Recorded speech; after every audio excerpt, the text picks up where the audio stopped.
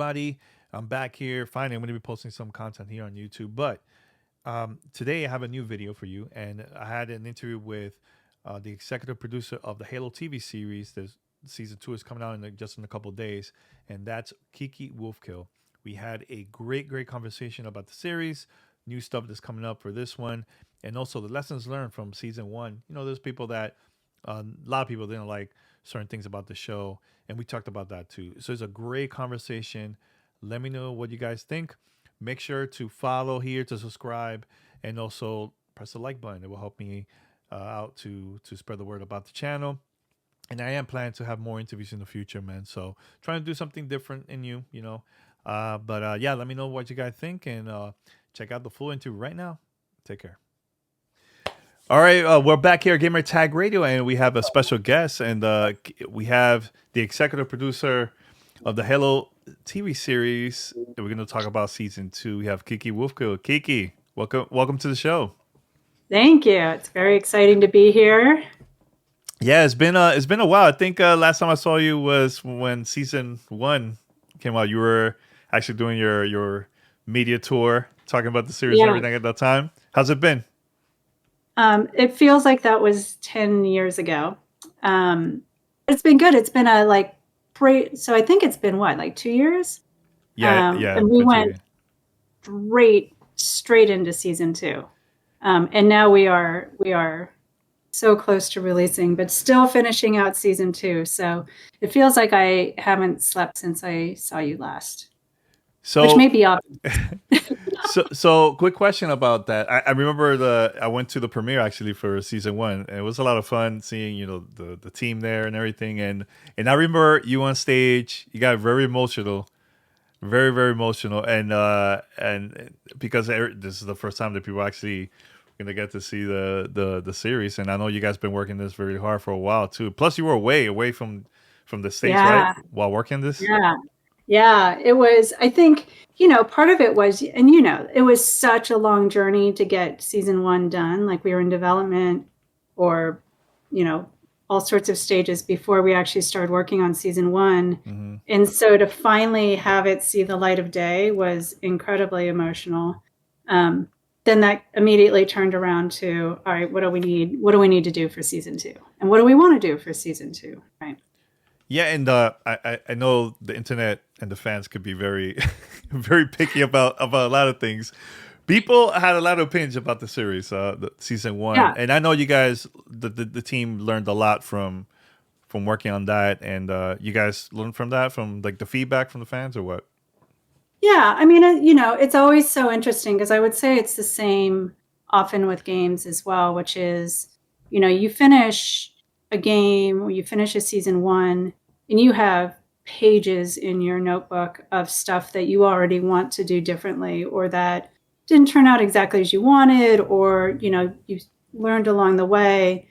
And so, jumping into a season 2, you're automatically tackling that list from the get-go. And then you layer on top of that, obviously, seeing audience feedback, seeing what they responded to, what they didn't. And it's a really interesting process, right? Of how do you look at all the feedback, and how do you take the things that are constructive and take the things that really are like a strong signal, and then how do you also filter through the noise, and how do you also sort of emotionally and mentally filter through the noise, especially when you're coming off long projects. And it's definitely a really it's a hard process, but it's valuable, right? I mean, that's the benefit of having the tools that we have now, where we can hear audience feedback, we can hear what they have to say, we can see the thoughtful debate, we can see the unthoughtful debate, and all of that is really really helpful. Kiki, and how's it like? I know it's kind of difficult to work on something like this on a project with a title that's so well known, to please the fans, but also you want to get the new audience too. How's it been like to have that balance to entertain both audiences? Yeah, I mean, I think it's a really tough balance, and I think one of the hardest parts about season 1 was, a a lot of the fans didn't like a lot of the choices. Many of the fans did, many did not. And that's tough. I mean, we deal with the same thing on the game side, which is there's people connect with different parts of the universe, right? People connect to different types of gameplay. There's things, every Halo means different things for a lot of people. And so, it's always been a seemingly impossible task to please all of the fans. That said, you know, you are doing it because of the fans. You are creating the show because you care about the fans and you want to honor their loyalty to the franchise. And yes, at the same time, you also want to bring new people in. I think for me, the idea of being able to share the Halo universe with new people and have new people fall in love with it is part of what I get so passionate about. But it is a really tough balance, especially when you're going into a different medium and some of that new audience may be, more attuned towards film and television than they are to games. And so, there's nuances in what they're looking for. But at the end of the day, right, it really comes down to trying to deliver a great story in an amazing universe. And, admittedly on season 1, we didn't hit all of the marks we wanted to with story, but learned an incredible amount. And without season 1, there wouldn't be what I feel is the really, really strong story and execution of season 2, right? So that, it had to be a continuum. And so really it's about how do we deliver on an amazing Halo universe? How do we deliver on these really interesting character stories and deliver that story and hope that in bringing that Halo world to life and pairing it with stronger story that, we can bring some of those fans back that we may have lost in season 1 while continuing to delight the fans we did have in season 1. Yeah, I checked out the trailer for season 2. It looks really dark. Is this going to be very dark compared to the first season? Yeah, I think it's fair to say it's darker, but that's also because the story is darker, right? When we get to the war escalating against the Covenant and Earth and humanity feeling more threatened than ever, that is a darker story. And Halo has always told sort of this range of stories. If you think back to like the Halo 3 ODST ad, right? It was very dark and gritty and grounded and very much about sort of the nature of war and the nature of every man is a hero, every person is a hero. But then you have things elsewhere in the universe that are much more sort of wonder and sci-fi oriented. So it's really about bringing those two together. But no question, really we're shooting for a more grounded feel, a grittier feel, right? Like something where as this war is escalating, you want to feel, right, that sense of doom so that you can also feel that sense of hope. Are we going to see any new characters or any similar characters from previous from the series, the game? We've got some new characters. We have just a couple characters that are completely new to Halo. So we have Corporal Perez, who's played by Christina Rodlo, who's amazing. She is new to Halo All Up. But then also we have the character of James Ackerson, who a lot of canon fans will recognize as being a very intriguing figure in the UNSC and sort of a very intriguing foil to the Spartan 2 program and to Halsey, played by Joseph Morgan. And so his character has added a lot of intrigue. And, you may see a few new characters on the both the Spartan and the Covenant side. Yeah, You what might have about seen a little bit. what about Arbiter? Like, is he gonna be there? Like, is it gonna be similar to the game, or is it gonna be totally different? Because I know the universe is completely different from the game and the series. Yeah, I mean, I think we do have the Halo Silver timeline, and as you know, the Arbiter is sort of a title bestowed on a Covenant warrior, right? And really, that role is about both redemption and sacrifice. So, um, you know, there may be an arbiter.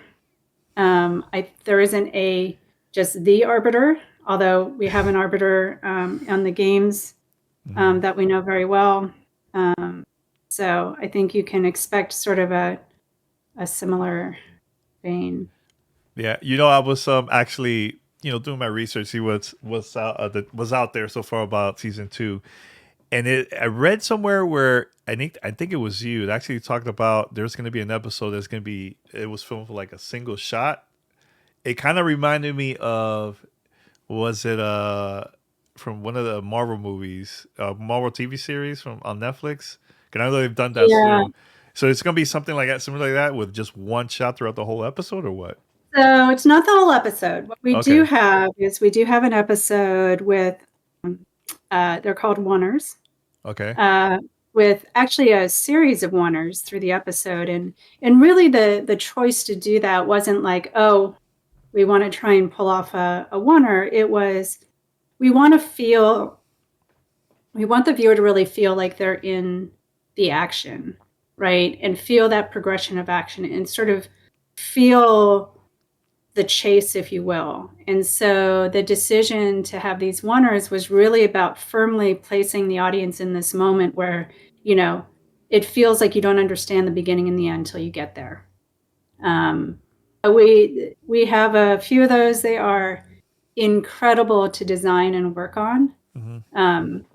Like any creative slash technical challenge, they are really daunting and really frustrating when you're on set, but also really fun. And when you pull it off, super gratifying. So hopefully it helps in this episode to really sort of build the tension and build sort of the visceral sensation. Was that one of the most difficult parts of working on this series? Is just like do new things like that? Was it the most difficult one? I will say it was one of many really difficult things to do on the series. I mean, um, we could have chose to try and shoot the oneer in Iceland if we wanted to really make it harder in the Hmm. middle of all the storms that we were sitting in. Hmm. Thankfully, those were separated. But I think one of the fun things about creating a season like this is exactly how hard it is, right? You battle alongside this amazing crew and you overcome all sorts of challenges and you know things change along the way and you come out the other side having sort of forged yourself together and what makes shooting something like this really exciting and hopefully it shows on screen, right? Because this is about huge scale and epic war, right? So you want some of that. You don't want it to look like it was a walk in the park, Hmm. and it certainly was not. One of the things I liked about season one is the action scenes where episode one was very very strong, and also the last episode too. I feel like in the middle, it was like a lot of the story. There was not that much action. There going to be difference with season two now? Is it going to be more action or similar to like the Yeah, previous season or what? I think we tried to space it out a little bit differently, Hmm. um, and I think part of what we're trying to do is bring both, right? We are trying to bring action and character story and sort of seeing these new places and these uh, sort of epic worlds and so definitely a lot of action and I think action that will feel really different. Maybe you see that you're getting a sense of that from the trailer, but kind of back to that pillar of wanting to feel really visceral and grounded and in the head of or the body of the person that our POV is from. We've gone for a lot more, I don't want to say brutal, but much more physicality. It feels close. The action feels more intimate. The camera is right in there, right? So it really feels, um, maybe it does feel a little more brutal um, versus being zoomed way out, right? And just seeing the things playing out on a tableau in front of us. And so I think that'll feel different as well. And I think what that does is when the action feels more personal, in some ways it plays into the story, right, in a more connected way. And how long is from season 1 to season 2? Is it right away straight to the story, or this like months or years later? And It's also, yeah, go ahead. oh, go ahead. No, I was also gonna say like the relationship between Master Chief and Cortana and this season Yeah, compared to the previous yeah, one. yeah. There's 6 months or so, enough time to sort of set things off for season two in the place that we wanted to. Mm-hmm. Um, so a lot of things have actually changed. I would say like the state of the UNSC and Oni is very different. Halsey left at the end of season one, and that kind of puts the whole Spartan 2 program on their back foot, especially with the arrival of Ackerson. The stakes are getting more dire as the Covenant are getting closer. So a lot of those big pieces have changed. And Master Chief and Cortana are not as one. It was actually important to be able to separate them so that we could sort of weave their stories together the right way for season two. Yeah, and for those that are still curious about watching season 2, because probably they were probably disappointed with the first one, why they should check this one out and give it a chance. Yeah, I mean, it's always tough to hear about people being disappointed with season one, right? But certainly understand where some of the detractors were coming from. I think, we learned a lot with season one, and making TV, and this will sound remedial, is super hard, right? And so, again, to that point of you finish season one, there's already things you wish you could go back and do, but you just can't. That's not how it works. And so I'm hoping that some of the decisions coming out of season one for season two, and some of the changes that were consciously made to really bring some of the areas up from season one will help bring some people back. But also, it's a great story, right? And the execution of it is great, which isn't to take away from season one, but again, making this scale of sci-fi, VFX heavy, IP driven show, lots of lessons learned on season one, and we took those lessons really seriously, right? And we're very committed to trying to do as much as we could with season two. Yeah, when compared to the first season filming, was it longer filming season one? When you guys went away from the States, I think it was in Europe, right? Yeah. And what about season two? Compare, like, was it months Yeah, difference no. or? I mean, it was different because remember we went through the pandemic during season one, so we left. We had a hiatus. We had a couple hiatuses because of weather and holiday, and so season one took much longer to shoot in terms of just calendar time, start to finish. And part of what made season two so intense actually was we just went start to finish. It was 9 months of actual shooting straight through with another 3 months of prep before in Budapest in Hungary before we started shooting. So season two thankfully had learned a lot of lessons. On the other hand, it was a much shorter, more intense schedule because once we got into it, there was no breaks, there was no stopping. We took 2 weeks off for the holidays, which included traveling back and forth. So it was a very intense 9-month shooting period. And we were in Iceland, we were in Hungary, we were in Slovenia and Italy, and and the hardest part is being away from the family too. It's like that's tough. Oh, That's really tough. Yeah. brutal. Lots of FaceTime.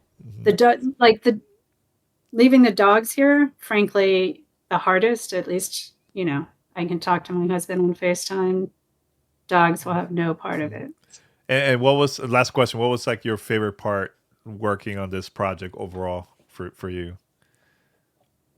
I mean, I think it really felt like across season 1 and season 2, right? Even with season 1 and all of the challenges, Hmm. um, it felt like with the amount of VFX, with the amount of action, with the scale of sets that we built, it was like for each season we were making 4 feature films, and we did that twice, and did it with an extraordinary crew, uh, and an extraordinary cast. Your family after kind of going through these 2 tours together.